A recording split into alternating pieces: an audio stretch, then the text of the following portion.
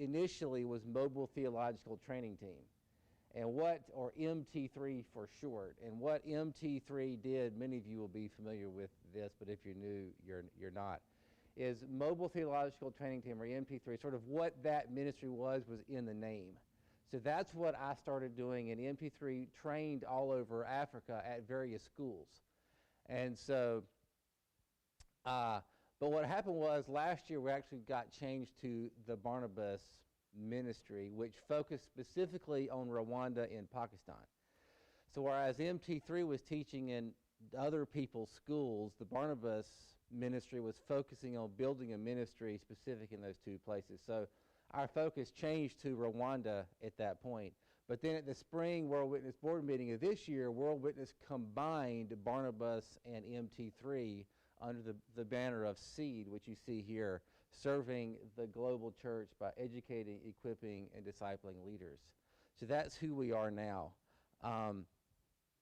So as we go through, we'll sort of present what that is so you have a better idea. And if you're not on our newsletter, I would ask you to please come up to us and give us your email. That's the only thing that we need. And we have a Missions Connect on Facebook as well to give more, like Sam's leaving today, he just came back, or here's what we're doing, or here's what happened today on the field, that sort of thing. So we are based in Rock Hill, South Carolina. It's a traveling ministry. Okay, Seed Ministry, an exciting announcement to make, which I really just made. As I said, the Barnabas ministry of World Witness has merged with MT3. So what is Seed? Again, serving the global church, mainly the Global South Church, by educating, equipping, and discipling leaders. So it's the Global South initiative of World Witness. And again, it's the combination of former World Witness fields, MT3, and Barnabas. So we're focused specifically on the Global South, particularly Rwanda and Pakistan. We have a long-standing, over 100-years-old ministry in Pakistan. And of course, we could add more countries as we grow. Our overall field leader is Lee Shellnut, former moderator. And so my roles on the team, I'm the Rwanda team leader and the lead teacher. And Martha Margaret's role is to be the academic director coming out of Erskine. One of the announcements we're going to make has to do with Erskine, and so her role is to work on that front.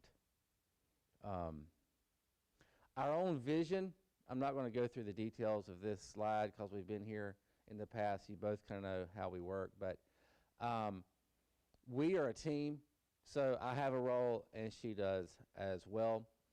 And so with that in mind, if you want to come up, Martha Margaret, and share. Thank you. Great, thank you.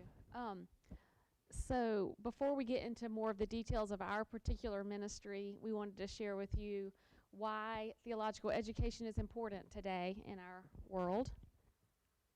Okay.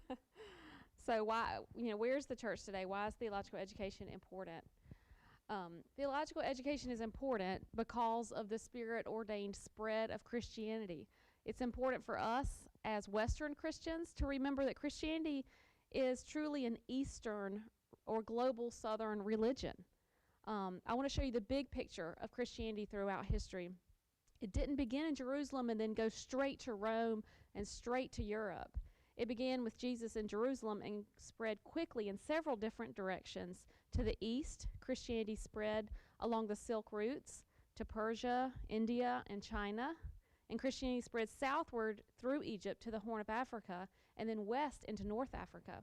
So 500 years before Islam was even a religion, Christianity flourished in North Africa. And that region gave us vital Christian thinkers like Augustine, Tertullian, Athanasius, Cyril. Christianity would not be what it is today without those men. So the church, of course, suffered a major setback with the rise of Islam from the 7th to 9th centuries. In the 7th century, Muslims took Damascus, Jerusalem, Antioch, Tyre, cities all along the Mediterranean. And so, Muslims didn't immediately persecute Christians, but in the Coptic church in Egypt survives even today. It's still there. But the church in North Africa obviously struggled greatly. And under Muslim rule, Christians were forbidden to evangelize. They suffered social and financial pressures. And the church in the East was disunified. They were isolated, and that kind of added to its suppression. That's kind of how we got to where we are today. Christianity continued to spread west and north through like migration, persecution, being two of the large factors that contributed to the spread of Christianity. So these next slides I'm going to go through kind of fairly quickly because I just want to show you expansion, the Christian expansion by UN region throughout the history of Christianity. And so this was in 100 AD. You can see, well, the colors aren't showing up real great, but it's just right around the Middle East is where Christianity was. See if it's showing up better. That's 300. So the darker the blue, the more Christians there are in that region. 400, you can see it spreading. 500. This is 800. I think this is interesting. In 1000 AD, you see how Christianity is all up, Russia, down into India. 1200. It's getting darker and darker, especially in the Western Europe. 1350. 1500. It's down in Latin America. 1600. 1650. We've come over. You see the states. 1750. So if you notice, Africa's pretty light. 1850. Then in 1910, you can see our evangelistic efforts in Africa are beginning to work. Then 2010, look how dark Africa is. So by 1969, North America had more Christians than any other region in the whole world. But by 1980, the Southern Hemisphere Christians outnumbered Northern Hemisphere Christians for the first time since the 10th century. And there's no indication that this growth is going to change. It's not going to slow down unless the Lord does a miracle. The church is going to continue to grow in Latin America, Africa, Asia, Oceania. And so then that's 2100. That's kind of a projection. So you can see Christianity has moved from the global north. It's moving down to the global south. Russia in this slide is still fairly dark because of the presence of the Russian Orthodox Church there. These statistics include the Catholic Church, the Orthodox Church. It includes both of those. So that previous slide and slides can be a little misleading because when you're looking at how dark the whole world is, it looks like, oh, so many people are Christians. And they are accurate. That's accurate by UN region, but it's important to know it shows the percentage of overall Christianity in each region. There's still millions of people in the world who are completely unreached. There are people groups we call frontier people groups. That's what we call them now. And that designation is for people who have no chance of ever meeting a follower of Jesus in their lifetime. There's no chance they ever will unless a missionary specifically goes to them. So these frontier people groups make up about 25% of the global population, which I was really surprised when I read that statistic. This statistic on here, 32% of Christians, it does include Catholics and Eastern Orthodox, like I said. Evangelical Christians like us only make up 10% of the world population, which that was surprising to me too. I think it's because I live here in the South. Like you feel like there's a lot of Christians, you feel like that's kind of the majority, because it maybe is here, but 10% of the world population are evangelical Christians. So what does this mean? What is this shift of Christianity from the global north to the global south? We're being secularized. Our North America, Western Europe, we're being secularized, but Christianity is growing in Latin America and Africa. So what does it mean for missions? This historically low birth rates as well for us means that Christianity in Europe and North America will probably continue to decline. So the vast majority of believers in the world today are not white or European. If you want to visualize a typical contemporary Christian, you should think of a woman like this one living in a village in Nigeria, or a woman living in a Brazilian slum. That's the majority of Christians in the world today. And the church has grown really quickly in those regions. So the greatest need for the church, beyond humanitarian aid in these countries, is theological training. And theology will change as the global south begins to develop their own contextualization and application of theology. And that's important. They have to develop their own spiritual and theological insights as their cultures interact with biblical revelation and theology. So just like each one of us needs training and support when we're reading the Bible so that we interpret the Bible correctly, they do too. So our vision, that's our vision, is to help these global South Christians with a solid framework of theological understanding and give them tools for accurate biblical interpretation while coming from a posture of humility. So we as Western Christians, we're no longer the ones in power. The global church of the future is going to look very different from our churches here. But they still can and they need to still come from a solid, reformed, biblical understanding of theology. So the question is, what theology will the church of the next 200 years be? As Africans begin sending missionaries back here to us, to our great-grandchildren, what sort of gospel will those Africans or Latin Americans be bringing to our great-grandchildren? What will they be bringing and teaching to our the kids and people that come after us? The global South expression of Christianity, of course, is very different than ours. Their context of poverty, lack of access to food and health care has caused a greater reliance and belief in accounts of healing and miracles that are found in the Bible. So how does that affect their interpretation of Scripture? The church in Africa, particularly in North Africa, has experienced so much persecution and martyrdom regularly. So how does that inform their theology? These are some of the questions that we're asking. Okay, so I just thought this was some interesting statistics you might like to read. Challenges in Africa. Africa is home to 27% of all the Christians in the whole world, but they have less than 1% of Christian wealth.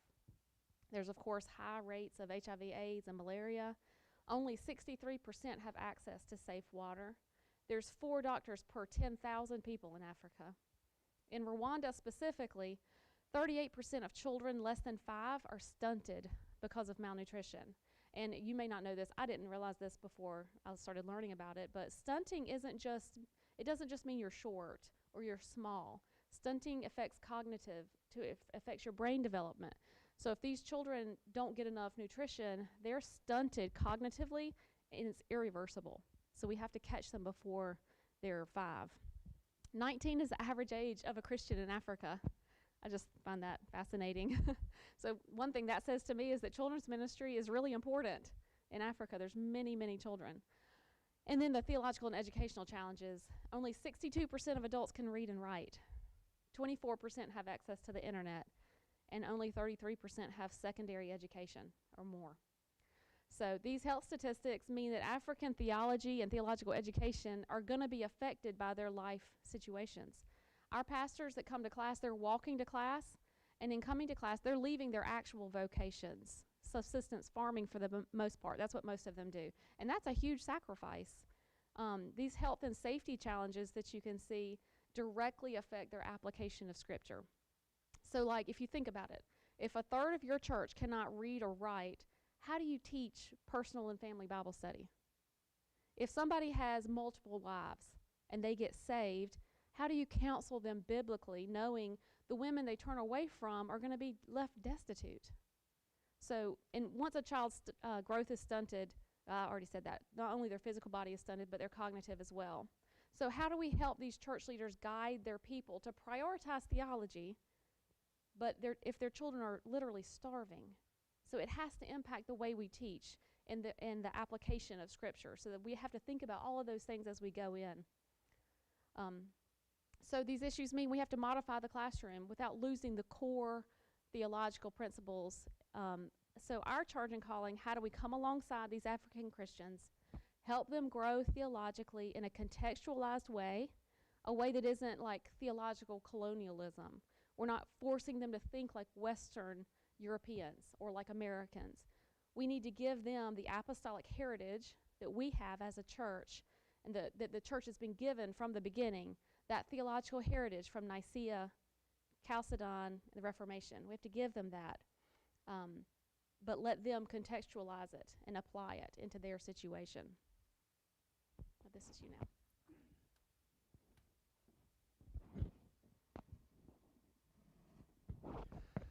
Added to those more general concerns, some of you probably heard about the 2018 law in Rwanda that regarding pastors, they have to have degrees now by the end of 2023 in order to keep their churches open. This is not unique to Rwanda. There are other countries in Africa who are doing the same thing, but Kenya has discussed this, and South Africa has a similar law, but it's not as strict. So this type of law of requiring qualifications is going to spread as the African church continues to explode with growth. So most levels of church leadership in Rwanda are untrained. This is a problem both theologically but also practically. There are gaps in all areas of church leadership, and pastors are asking for someone to come and give them theological training. In Rwanda, these churches will be shut down if pastors do not get the proper training.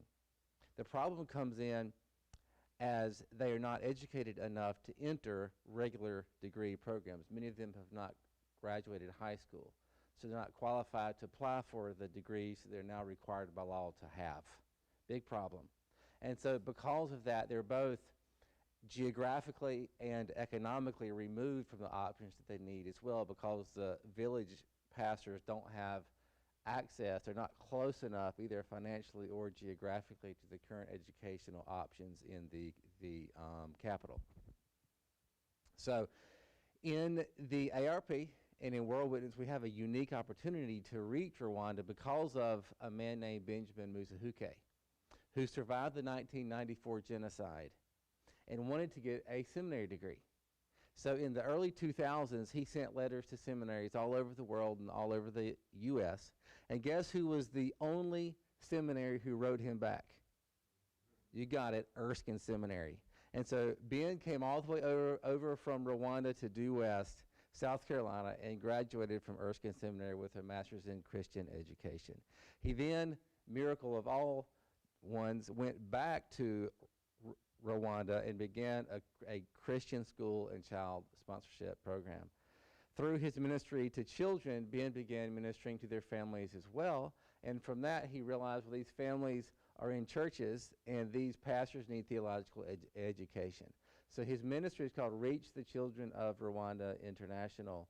And actually part of their mandate is for pastoral training as well. So when Rwanda passed a law in 2018 that all pastors have to have theological education, Benjamin reached back out to the ARP and said, could you help me? He asked for people to begin to come over. And so World Witness's ministry there has grown to where now we actually have 3 teaching sites to go to every time that we go. So now let me switch to Pakistan. In our ministry to Pakistan, the pastors there are not facing expulsion from their pulpits like they are in Rwanda, but they need theological training just as much and will benefit from a standardized program. It's interesting because Rwanda is a part of this amazing global shift of Christianity sweeping through Africa.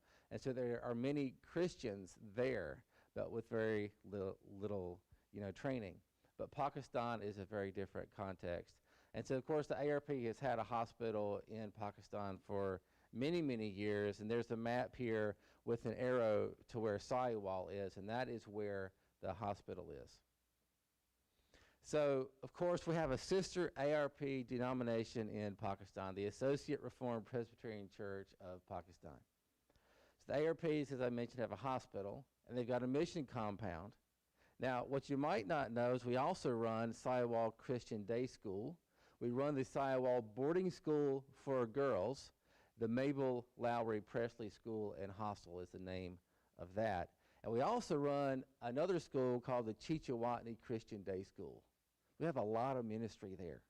And there's, in addition to those things, there's a nursing program at the hospital for Christian girls who are able to attend by scholarships given by, guess who? Us. So let me focus on that nursing student program for just a moment here. This amazing program gives impoverished Christian girls the opportunity to learn wonderful nursing skills that will provide them with opportunities after graduation that they otherwise would not have. So, just some background on Pakistan generally now that we've presented just the rudimentary facts of the ARP ministry there. There are 4.2 million Christians in Pakistan. 4.2 million. Now, that sounds like a lot, because if you put 4.2 million people, well, 4.2 million of anything in one place, it seems like a lot. But it's actually only 1.3 of the country's population. Muslims make up 96.5%, and Hindus around 2. So in Pakistan, Christians are discriminated against in every aspect of public and private life.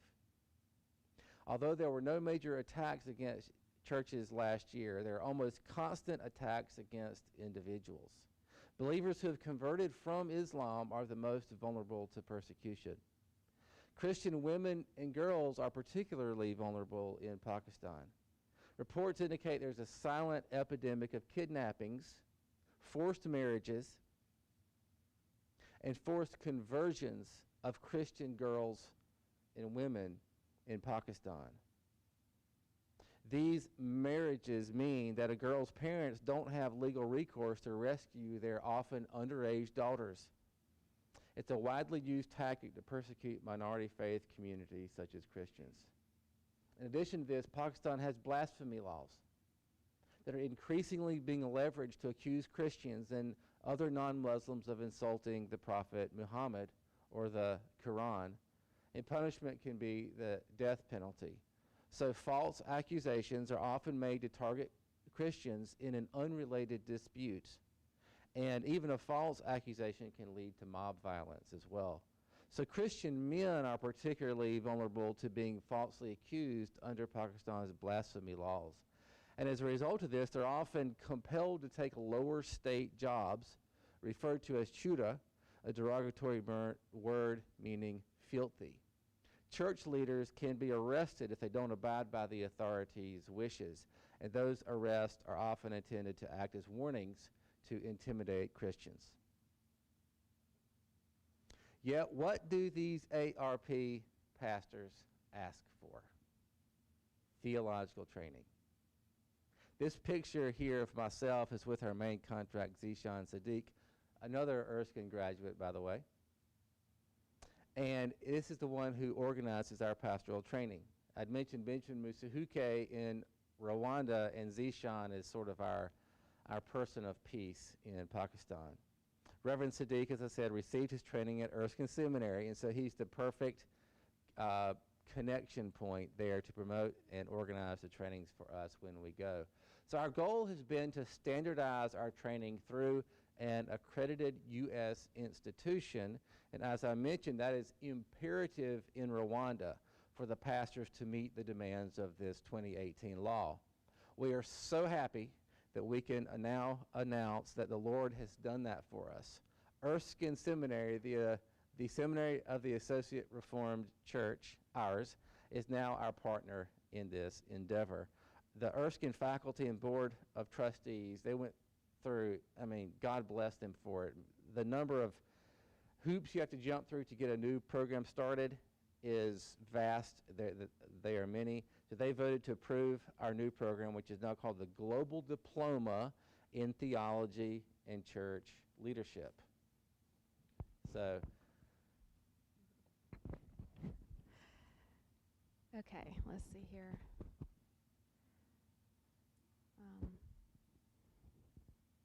Okay, so we have been working, like Sam said, to formalize this partnership between World Witness and Erskine Seminary so that we can meet the need for the pastors, the actual legal need in Rwanda, but also the theological need that the pastors in Pakistan have. So now we can say it's official. We're so happy to be able to announce that it's official. Sorry. And so it's called the Global Diploma in Theology and Christian Leadership. So it's a new program at Erskine Seminary. Let's see. Okay. So what this global diploma does is it provides continuing education opportunity for church and ministry leaders in the Global South, focusing on Rwanda and Pakistan. It'll build capacity in these students to either remain in their current positions, or they could take on new responsibilities such as church planning or senior pastorship or further academic study. We're hoping some will want to do that. Some will hopefully realize they're gifted academically and will It'll provide them a vision to go on and do more academic work. For our work there to be sustainable, we want these men and women to feel that calling to academic study, and then they can teach themselves. That's the goal. So, of course, Erskine cannot fund this new non-revenue generating program without help. They cannot do it just for free. So we've been so blessed to be able to partner with John and Sarah Ellen Carson. I don't know if some of you may know their names, to offer a scholarship and an education initiative to fund the expenses for these pastors and for Erskine to run this program. So the John and Sarah Ellen Carson Scholarship and Global Theological Education Initiative will be used to provide scholarships to students in the Global South Church to participate in this diploma program, and it'll fund Erskine's program expenses to offer the diploma in partnership with World Witnesses Seed Ministry. So the initial program implementation is focused on serving the Global South Church in these countries, Rwanda and Pakistan, with additional emerging opportunities in East Africa and the other Urdu-speaking world.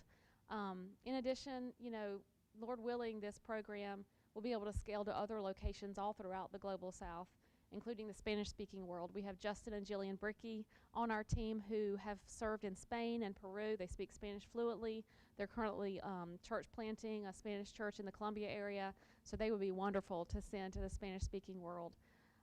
So, Dr. and Mrs. Carson are a mother and father in the faith.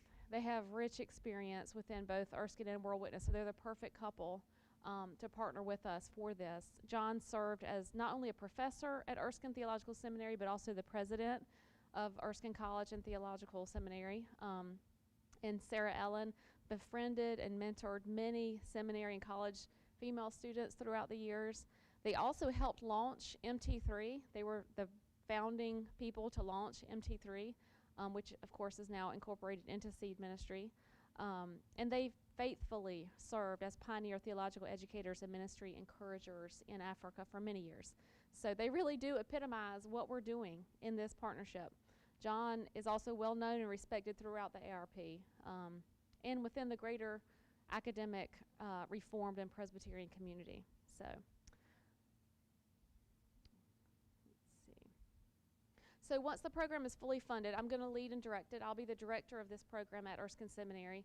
I'll also serve as the liaison between Erskine and the Seed Ministry, so that's helpful. I'll assist the Seed adjunct professors like Sam as the academic director in developing and standardizing, reviewing the curriculum that they write, including the student learning outcomes, the syllabi, course outlines, notes, all those kinds of things. I'll also support Seth Nelson, the dean of the seminary, his work in approving and vetting additional adjunct faculty who want to teach in this diploma program. So I'll assist lecturers as they develop teaching materials to make sure all the materials are kind of standard, they all match one another, as well as assisting lecturers on the field. Hopefully I'll get to do that some as well. So this, we thought you might like to just see the slide really quickly. This is the 10 courses taught in 16 modules, so it's 16 weeks. Basically one course per week. So Old Testament 1 would be 1 week. Old Testament 2, 1 week. So that's our basic sequence. So it's just kind of a normal sequence of classes, but we're working really hard with our national partners like Benjamin and Zishan to contextualize these classes. We're not going to just import, Erskine curriculum. We have to contextualize it within their own specific context. I don't know why this isn't. Okay, and so then prayer requests for us would just be personal stamina and grace as the ministry grows. It takes a lot of energy to be overseas and to go back and forth as well. So just personal stamina and grace is a major request. Family life balance, figuring out how much to travel, how much not to travel. We still have a child in the home, so our situation is different from a couple of the other guys on the team who children are all grown. And then, of course, my position as director, the scholarship initiative, for that whole thing to be funded, that needs to happen. We can't buy the software to register the students. We can't do anything until that program is funded at Erskine, so that's a major prayer point. And then, of course, for the RGB, that's the Rwandan Governance Board.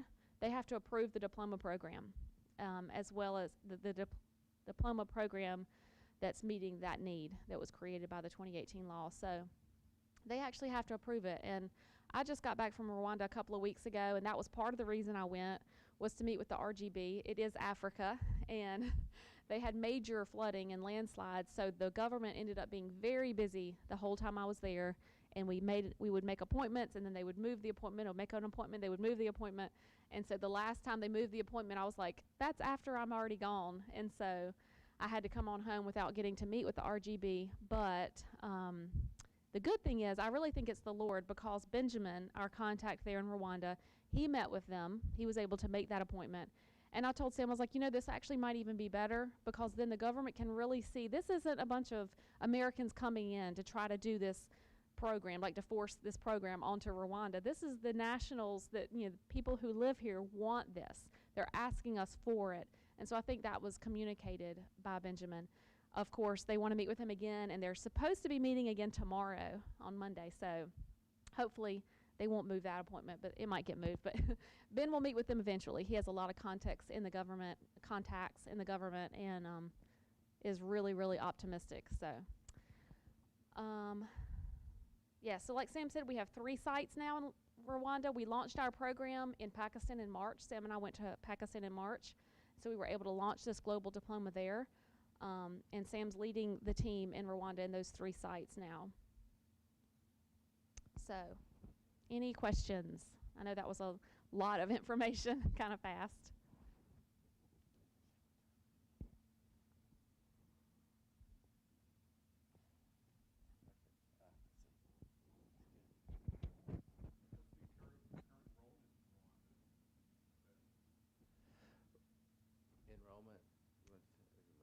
It's about 200 total for Rwanda and Pakistan. 200 students already have either taken a class or interested in taking classes.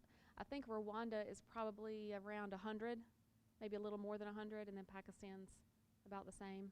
So the way we work, the way we've learned what does work is, I once had another denomination's person from their group, I won't say who, said to me, he said, Rwandans are the least interested people in God's Word. We don't even work there. And I said, our experience has been the opposite of that. But what I've learned, what the difference is, God, through no great intelligence of ours, we have this amazing national partner, RCRI. And they identified local leaders. And so we have, the way we work is we have a cohort, a group of students built around a local leader at 3 sites. And what we have found works is when we go, the local leader is genuinely in charge of that cohort. We're there to serve. And so he's the leader. And so he's the one that's gathering. He's the one that's saying, you be here on time. He's the one that says, you can't miss, and do your work. And so that pastoral local aspect in 3 sites is really what's made it work. We have trusted local partners. It's not just a bunch of Westerners coming in and doing their thing. It's a bunch of Westerners coming in and submitting themselves to local leaders. And that has made, we have 3 sites. So at each site we have a cohort. A cohort is 30 to 40 students. And so if you think about the amount of growth that we've had, I guess a year and a half or so back, we had 1 site. Now we have 3. So our ministry just in Rwanda has tripled. And then in Pakistan, we had no idea what to expect there. And when we went, like the last time, so I've been twice there. This is all brand new. So last fall I went, I did a short course there. It went really well. And so we went back in the spring, and we structured the classes so that the first day on Monday we said anybody from the ARP Synod can come. But in the rest of the week, we're going to just take sort of the more serious, students. So we had registered, I think, 80 for day 1, which we thought was amazing. And we had like 100 and something show. I forget the exact, like 110. Okay? So then I said, well, but they're all going to leave and go home. And we had, I think, 30 had registered for the rest of the week. We had 80. So it was well received by the ARP Synod there. And given the fact we have a 100-year history there, it's such an opportunity. The point that I'm making is through no intelligence of our own, God is blessing this ministry. And it's growing rapidly. It's just by God's design. Even look at where we were a couple of years ago when we were here, the fact that we have this whole team now. And God just keeps adding team members to us. It's just amazing. So.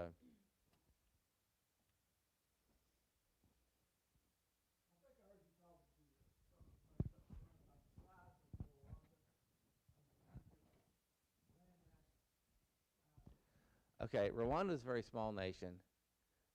You could fit 3 Rwandas in South Carolina. So it has outsized importance in the region. Of course, there was a genocide in 1994. In 100 days, upwards of 1 million Tutsis were murdered over a landmass of that size. So I don't want to describe just even the physical, graphic, and gruesome nature that would have been like in that short amount of time. It's the most intense genocide that we know of in the history of the world. Because such a small space, so many deaths over a short period. Now, the language of Rwanda is Kinyarwanda, and in colonialism, they really drew the lines of the map in the wrong places. So there's a lot more Kinyarwanda speakers than there are just in that geographic space, because there are Congolese Tutsis that speak Kinyarwanda as well. In fact, they are being persecuted. There's something of a little reported, I don't know if genocide is the right term, but a lot of them get killed as well. So Kinyarwanda it's not a major language, but I think it's maybe the 3rd or 4th most East African spoken language. Yeah, Rwanda is very small, but I think it's the most dense African nation because it does have a large population, even though it's such a small geographic area. And so, yeah, it's interesting that that's how we got connected through Benjamin. You can tell it's the Lord because we have these 2 men who came over to Erskine Seminary who are both asking for theological education. I guess they know it's something that we're strong in as the ARP. We're strong in theological education. And so that's why they were like, let's have some of those people come over and train in our country. So, yeah. What else, Jason? So what's the motivating, why the law in 2018? What are they trying to do, or why was that put in place? It's a funny thing. To our ears, it sounds like persecution. And I'm not even going to say that it's not. What I will say is that after genocide in 94, the current government came in. There was actually a 4-year war, and genocide occurred at the end of that as they were taken over. And genocide was like a last-ditch attempt of the extremist Hutu government. And but the current government did take over, and they've brought peace. And so Rwanda is currently the most peaceful nation in East Africa. It's one of the reasons the ARP sends so many short-term teams there now. It's become the most common short-term team destination from World Witness because it's so safe. And for example, in Tanzania, you can be killed. If you go to the wrong village at the wrong time, the village elders think you're doing the wrong thing, they'll send the young men over and they'll kill you because the village elders are genuinely in control there. In Rwanda, they're not. The government is. Okay? So that's some of the history. However, the government is in control. And so they observed there were these health and wealth charlatans that were fleecing the sheep, that come and pay for your miracle type of things. And the Rwandan people were being, in essence, as we would agree, robbed by these ill-qualified, untrained, we would say business-oriented swindlers, okay, fake ministers. And so the government's made this all. They said, well, you can't stand up and teach chemistry without training, so we're not going to let you stand up and teach the Bible unless you have a qualification. we would actually agree with all that. Like, we're with them so far. And that's part of our own heritage, part of our own, tradition. We believe that people should be qualified, they should be vetted, they should be trained, there should be a group that they report to. The issue comes in the application, because many Rwandan pastors in a post-genocide context where the educational structures were completely torn down don't even have high school degrees. It's not lack of intelligence, it's lack of opportunity. They're actually linguists. They know multiple languages. So you teach them, they are right there with you in what you teach. And yet they simply don't have the qualifications. And so they can't even apply for the degrees they're now required to have. So what we've tried to do, and what Erskine has innovatively done, because these pastors couldn't apply to an Erskine undergraduate program. If a program was created for them, they couldn't actually get into it, because you have to have obviously graduated high school at Erskine to get into Erskine College. So what R.J. Gore said, well, let's do a continuing education credit. And so they built a degree program built around that idea. So it's an innovative program. So that's kind of the background of it. We always joke that Rwanda is like the Germany of Africa, because the government is so strong. They're very disciplined. Like, things generally, if the government says it's going to happen, it happens. And so that's the good and the bad. We're very safe there. They want there's very low corruption, which is unusual in Africa. There's almost no corruption. But, you can look if you're interested. The government, our government, U.S. government, has a website. I cannot remember, but if you Google Religious Freedom Index, you can find out all countries all over the world, the religious freedom in that country. And this does show up on Rwanda. They're concerned about this law, because it is a little bit, heavy-handed, because they don't care that their pastors don't have a way to get the education. They're like, you've got to do this. And so it is true. They will start reporting. Pastors will have to start reporting their status as of August 31st of this year. So that's why we really want to get this global diploma going, so we can get the guys registered, and so that we can show the government they are registered for classes, they're on their way, they're taking classes, they're doing their best, and hopefully the government will not shut their doors. We know that their government is not playing. They're not playing, because during COVID, they shut down, you can read this on the Religious Freedom Index as well, they shut down 8,000 churches, over 8,000 churches, because they didn't have hand washing stations, appropriate hand washing stations, and only 2,000 of those churches ever reopened, which is just like theological education. I mean, people should be able to wash their hands. That's something we all take for granted. You go to the bathroom, you wash your hands. And they didn't have any way to wash hands at these churches, and so the government was like, nope, shut you down. They did. They shut them down. So it shows they do need to improve, but the government does not play whether or not they can make it happen. So is that our cue? Thank you so much for having us this morning. Very good. Thank you.